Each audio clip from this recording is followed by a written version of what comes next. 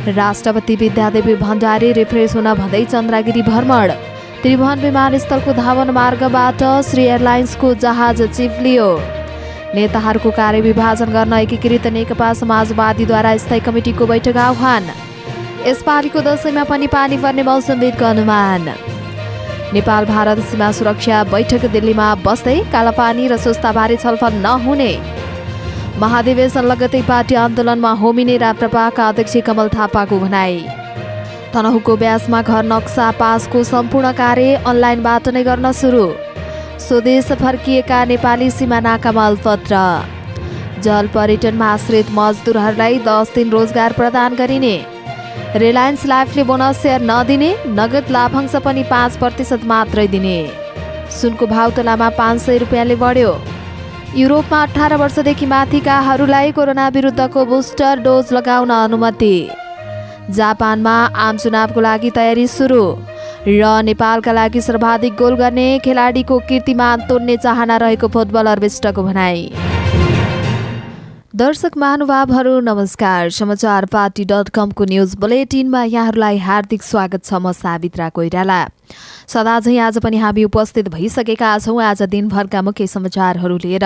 हामीलाई कहाँबाट हेर्दै हुनुहुन्छ, देशभित्र हुनुहुन्छ भने आफू रहेको गाउँठाउँ जिल्लाको नाम लेख्नुहोला। विदेशमा हुनुहुन्छ भने आफू रहेको देशको नाम लेख्नुहोला। दैनिक हेर्नुहुन्छ भने रेगुलर भनेर लेख्नुहोला। अनि आज पहिलो पटक हेर्दै हुनुहुन्छ भने फर्स्ट टाइम भनेर लेख्नुहोला। आउनुहोस् दर्शक महानुभावहरू, आज दिनभरका मुख्य समाचार सुरु गरौँ। राष्ट्रपति विद्यादेवी भण्डारी रिफ्रेस हुन भन्दै चन्द्रगिरी भ्रमण शीर्षकमा रहेको यो जानकारीबाट। राष्ट्रपति विद्यादेवी भण्डारी रिफ्रेस हुन भन्दै चन्द्रगिरी जानु भएको छ। पारिवारिक सदस्यहरूसहित हिजो दिउँसो चन्द्रगिरी हिल्स रिसोर्ट जानुभएकी उहाँ राति उतै बस्नु भएको हो। उहाँ आज भालेश्वर मन्दिरमा पूजा गरेर र लन्च खाएर शीतल निवास फर्कने कार्यक्रम थियो। शीतल निवास स्रोतका अनुसार सोमबार राति राष्ट्रपति भण्डारीले टिपिकल नेपाली खाना खाएको जनाइएको छ। स्रोतले जनाएको अनुसार राष्ट्रपतिज्यूले मेनुमा सिस्नुको झोल, लोकल कुखुराको सुप र पोखरेली चामलको भात थियो। छोरीहरूसहित उहाँ दिउँसो 2 बजे चन्द्रगिरी पुग्नु भएको थियो। सुरक्षा स्रोतका अनुसार चन्द्रगिरी पुग्न उहाँलाई हाइस माइक्रोबसको व्यवस्था गरिएको थियो। कारगेट सुरक्षासहित यात्रा गर्दा ट्राफिक जाम हुने र अन्य यात्रुहरूले शास्ति पाउने भन्दै उहाँलाई माइक्रोबस चढाएर चन्द्रगिरी पुर्याइएको शीतल निवास स्रोतले जनाएको छ। काठमाडौँबाट नेपालगञ्जका लागि उड्न लागेको श्री एयरलाइन्सको जहाज धावन मार्गबाट चिप्लिएको छ। जहाजको पछाडिको चक्का चिप्लिएर घाँसे मैदानमा पुगेको विमानस्थलका सुरक्षा कार्यालय प्रमुख एसएसपी राजेशनाथ वास्तोलाले जानकारी दिनुभयो। Alpha November Foster call sign भएको जहाजको पछाडिको चक्का घाँसे मैदानमा ओभरल्याप भएको हो। 9NANF कल साइन भएको Q4008 जहाजमा 76 जना यात्रु नेपालगञ्ज जान लागेका थिए। विमान चालक दलका 4 सदस्य रहेका थिए। उनीहरूलाई विमानबाट ओह्रालिएको हो। यात्रुलाई अर्को जहाजमा पठाउने तयारी गरिएको विमानस्थलका नागरिक उड्डयन कार्यालयका महाप्रबन्धक प्रताप बाबु तिवारीले बताउनुभयो। नेताहरूको कार्यविभाजन गर्न एकीकृत नेकपा समाजवादीले स्थायी कमिटिको बैठक बोलाएको छ। असोज 21 गते बिहिबार 11 बजे बस्ने गरी बैठक बोलाएको महासचिव डाक्टर बेदुराम भुसालले जानकारी दिनुभयो। उहाँका अनुसार केन्द्रीय नेताहरूको कार्यविभाजन बैठकको एजेन्डा रहेको छ। केही दिन यता एकीकृत समाजवादीका अध्यक्ष माधव कुमार नेपाल अस्वस्थ भएपछि सो पार्टीको बैठक बस्न सकेको छैन। स्वास्थ्य लाभ गरी अध्यक्ष नेपाल सोमबार घर फर्किए लगतै स्थायी कमिटिको बैठक बस्न लागेको हो। यसअघि सो पार्टीको केन्द्रीय समिति बैठक बसेको पदाधिकारी चयन गरेको थियो। यसपालिको दशैंमा पनि पानी पर्ने मौसमविदले अनुमान गरेका छन्। मनसुन अझै केही दिन रहने भएकाले दशैंमा पानी पर्ने सम्भावना रहेको मौसमविदले बताएका हुन्। मौसमविद प्रतिभा मानन्दरका अनुसार अहिलेसम्मको प्रतिवेक्षणले यो हप्ताभरि नै मनसुन रहेको अनुमान गरिएको छ। दशैंको घटस्थापना सुरु हुन अब 2 दिन मात्रै बाँकी छ। मौसमविद मानन्दरले यसपालिको दशैंमा हल्कादेखि मध्यम खालको पानी पर्ने सम्भावना रहेको बताउनुभयो। लगातारको झरी र ठूलो पानी पर्ने सम्भावना भने छैन, तर हल्कादेखि मध्यम वर्षा हुने भने अनुमान गरिएको छ उहाँले भन्नुभयो। दशैं नजिकिएसँगै यात्रुहरू गाउँघर जान थालिसकेका छन्। पानी पर्ने सम्भावना रहेकाले पहिरोको जोखिम हुने भन्दै यात्रा गर्दा सतर्कता अपनाउन मौसमविदले आग्रह गरेका छन्। यस्तै मौसमविद महानन्दरले यसपालिको दशैं पछि पानी पर्ने सम्भावना रहेको बताउनु भएको छ। अक्टोबर र नोभेम्बरमा पोस्ट मनसुनका गतिविधि हुने भएकाले दशैंपछि पनि पानी पर्ने उहाँले बताउनुभयो। यसपालिको मनसुन सुरु भएपछि औसतभन्दा धेरै वर्षा भइसकेको छ। गएको जेठ 28 मा नेपालमा मनसुन भित्रिएको थियो। मौसमविदहरूले मनसुन सुरु हुन अगावै यसपालि धेरै पानी पर्ने अनुमान गरेका थिए। नेपाल भारत सीमा सुरक्षा बैठक बस्दैछ। भारतको राजधानी नयाँ दिल्लीमा आज बैठक बस्न लागेको हो। नेपाली भूमि कालापानी लिपुलेख र लिम्पियाधुरा समेटेर भारतले आफ्नो राजनीतिक तथा प्रशासनिक नक्सा सार्वजनिक गरेपछि उत्पन्न विवादले रोकिएको दुई देशबीचको बैठक 2 वर्षपछि बस्न लागेको हो। बैठकमा सीमा सुरक्षा र गस्ती, दुई देशबीच जोडिएका नाकाको प्रयोग, अन्तर्देशीय अपराध नियन्त्रण तथा रोकथाम लगायतका विषयमा छलफल हुने गृह मन्त्रालयले जनाएको छ। तर बैठकमा कालापानी र का विषयमा भने छलफल नहुने भएको छ। बैठकमा भाग लिन सशस्त्र प्रहरी महानिरीक्षक आइजिपी शैलेन्द्र खनाल नेतृत्वको टोली हिजो भारतको नयाँ दिल्ली गएको छ। नेपालका तर्फबाट आइजिपी खनाल, सशस्त्र प्रहरी कार्य तथा सीमा विभाग प्रमुख पुष्पराज केसी, प्रशासन विभागका डीआईजी नारायण दत्त पौडेल लगायत सहभागी हुनेछन्। यसैबीच भारतका तर्फबाट भारतीय सशस्त्र सीमा बल एसएसबी का महानिर्देशक कुमार राजेश चन्द्रा सहितको टोली सहभागी हुँदैछ। दुई देशले आलो पालो बैठक आयोजना गर्ने भनिए पनि नियमित बैठक बस्न सकेको छैन। यसअघि चौथो बैठक 2076 मङ्सिर 4 र 5 गते पोखरामा बसेको थियो। पहिलो पटक 2069 सालमा भारतमा बसेको थियो। दोस्रो पटक 72 सालमा नेपालमा र तेस्रो पटक 73 सालमा नयाँ दिल्लीमा बसेको थियो। भारतले 76 कार्तिकमा नेपाली भूमि कालापानी लिपुलेख र लिम्पियाधुरा समेटेर राजनीतिक तथा प्रशासनिक नक्सा जारी गरेको थियो। नेपालले लिम्पियाधुरा सहित 2077 साल जेठ 7 मा राजनीतिक तथा प्रशासनिक नक्सा प्रकाशित गरेपछि सीमा सुरक्षा बैठक सहित कूटनीतिक वार्ता र छलफल रोकिएको हो।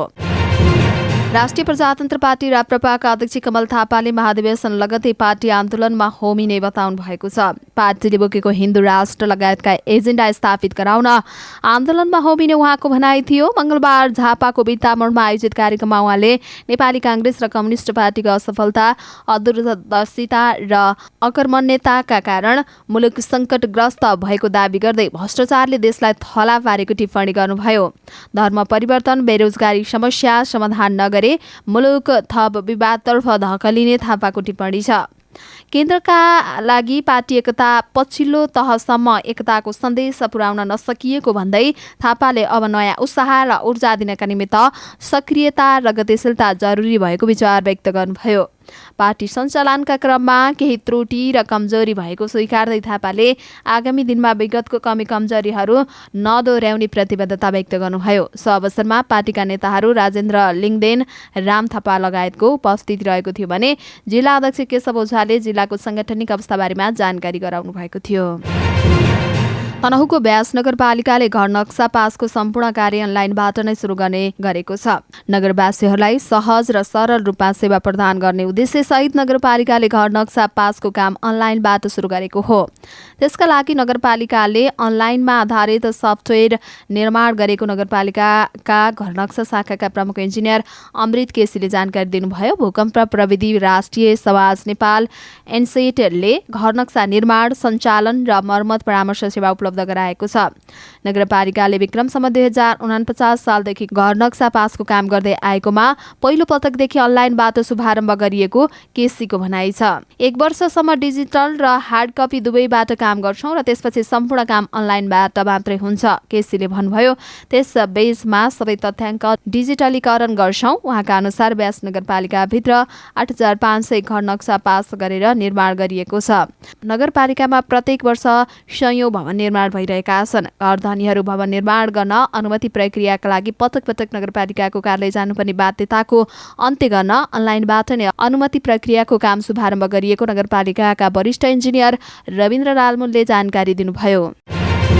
सुदूरपश्चिम प्रदेशको पश्चिमी सिमानाका त्रिनगर गौरीफान्टामा पुगेको यात्रु अल्पत्र परेका छन्। भारतका विभिन्न शहरबाट नेपाल फर्किएका नेपाली नागरिकहरू नाकामा अल्पत्र परेका हुन्। गन्तव्यसम्म पुर्याउने भन्दै भाडा लिएका ट्राभल एजेन्सीहरूले गौरीफान्टासम्म मात्रै पुर्याएपछि उनीहरू अल्पत्र परेका हुन्। नेपालसम्म पुर्याउने भनी 2500 भारतीय रुपैयाँ भाडा लिएको ट्राभल एजेन्सीले नाकामै छोडेपछि डोटीको बोगटान फुटसिल गाउँपालिकाका गन्जु बोहरा आफू समस्यामा परेको बताउँछन्। उनीसँगै 80 भन्दा बढी यात्रुहरू आएका थिए। अन्य गाडीमा स्वदेश फर्किएकाहरू पनि समस्यामा परेका छन्। यता ट्राभल एजेन्सीले बाटोमा भएको बढी खर्चका कारण यात्रुलाई गन्तव्यसम्म पुर्याउन नसकिएको प्रष्टीकरण दिएको छ।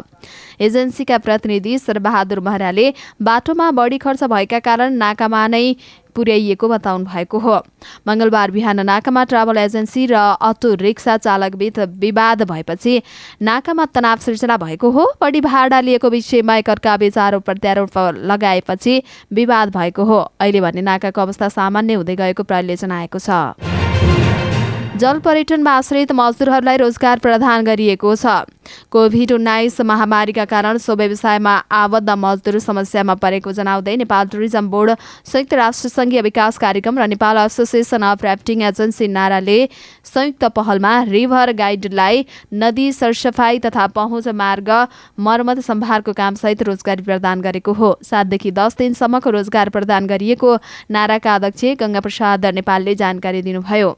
विशेष गरी त्रिशुली, कर्णाली र भोटेकोशी नदी सफाई तथा पहुँच मार्ग मर्मतका लागि सो रोजगारी कार्यक्रम सञ्चालन गरिएको हो। अहिले ती नदी किनार सरसफाई तथा नदीको पहुँचमा मर्मतको काम भइरहेको र उनीहरू संलग्न रहेका छन्। उहाँले भन्नुभयो, विगत 2 वर्षदेखि कोभिड-19 का कारण पर्यटन उद्योग ठप्प हुँदा त्यहाँ कार्यरत रिभर गाइडर, ट्रेकिङ गाइडर, त्यस्तै गरी होटल मजदुर समस्यामा परेका छन्। मजदुर डुङ्गा चलाउन विभिन्न देश जान पाएका छैनन्।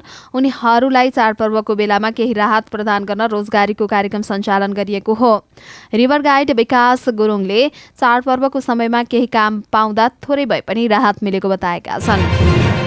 रिलायन्स लाइफ इन्सुरेन्सले गत आर्थिक वर्षको मुनाफाबाट बोनस सेयर नदिने भएको छ। सोमबार बसेको कम्पनीको सञ्चालक समितिको बैठकले शेयर धनीहरूलाई नगद लाभांश मात्रै दिने निर्णय गरेको हो। कम्पनीले नेपाल स्टक एक्सचेन्जलाई दिएको जानकारी अनुसार हाल कायम सुक्ता पुँजीको 5.26% नगद लाभांश करसहित वितरण गर्नेछ। अब बीमा कम्पनीहरूको नियामक निकाय बीमा समितिबाट स्वीकृत दिएपछि साधारण सभामा उक्त प्रस्ताव पेश हुनेछ। साधारण सभाबाट पारित भएपछि कम्पनीले शेयर धनीलाई बोनस दिनेछ। सुनको भाव आज तोलामा 500 रुपियाँले बढेको छ। केही दिन यता घटेको सुनको भाव आज भने तोलामा 500 रुपियाँले बढेको हो। नेपाल सुन चाँदी व्यवसायी महासंघका अनुसार सुनको भाव आज तोलामा 90,300 रुपियाँ तोकिएको छ। हिजो सुनको भाव 90,800 रुपियाँ रहेको थियो। चाँदीको भाव भने आज स्थिर रहेको छ। 3 दिनदेखि चाँदी तोलामा 1160 रुपियाँमा कारोबार भइरहेको छ। युरोपमा 18 वर्षदेखि माथिका नागरिकहरूलाई कोरोना विरुद्धको बुस्टर डोज दिने भएको छ। युरोपियन युनियन अन्तर्गत औषधि नियामक निकायको हिजोको बैठकमा 18 वर्ष माथिका सबैलाई फाइजर बायोएनटेकको बुस्टर डोज दिन अनुमति दिएको हो। कोरोना विरुद्धको खोपको दोस्रो डोज लगाएका 6 महिनापछि बुस्टर डोज दिनेछ। बुस्टर डोज दिने विषयमा सम्बन्धित देशका स्वास्थ्य निकायहरूले निर्णय गर्नेछन्। बुस्टर डोज लगाएपछि शरीरमा एन्टिबडीको क्षमता बढ्ने विज्ञहरूले बताउँदै आएका छन्। जापानमा आम चुनावको तयारी सुरु भएको छ। नवनियुक्त प्रधानमन्त्री फुमियो किसिदाले आम चुनावको तयारी थाल्नु भएको हो। देशको 100औं प्रधानमन्त्रीमा नियुक्त भएपछि किसिदाले चुनावको मिति घोषणा गर्ने तयारी थालेको चिनिया सञ्चार संस्था सिन्हाले जनाएको छ। उहाँले यही अक्टोबर 31 का दिन चुनाव गर्ने तयारी थाल्नु भएको हो।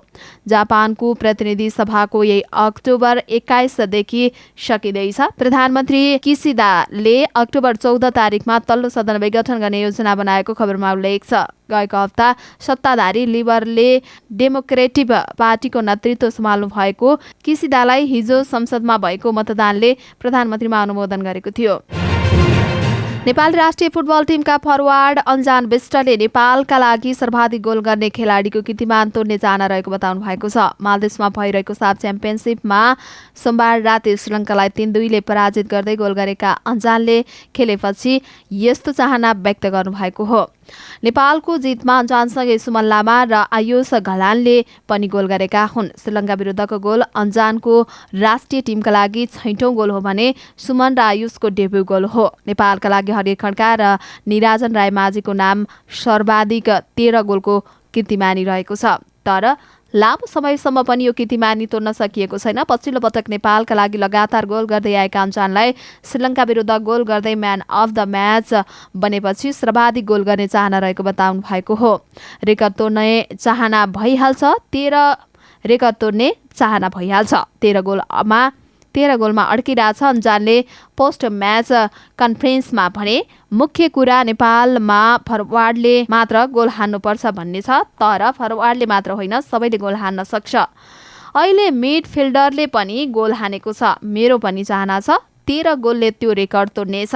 त्यसका लागि म अझै मेहनत गर्नेछु। सन् 2014मा फिलिपिन्स विरुद्ध खेल्दै नेपालका लागि डेब्यू गरेका अन्जानले पहिलो राष्ट्रिय गोल गर्न 5 वर्ष कुर्नु परेको थियो। विश्वकप छनौट अन्तर्गत चाइनिज ताइपे विरुद्ध सन् 2019मा उनले एक्लै खेलमा 2 गोल गरेका थिए। यस्तै उनले 2021मा मात्रै 4 गोल गरिसकेका छन्।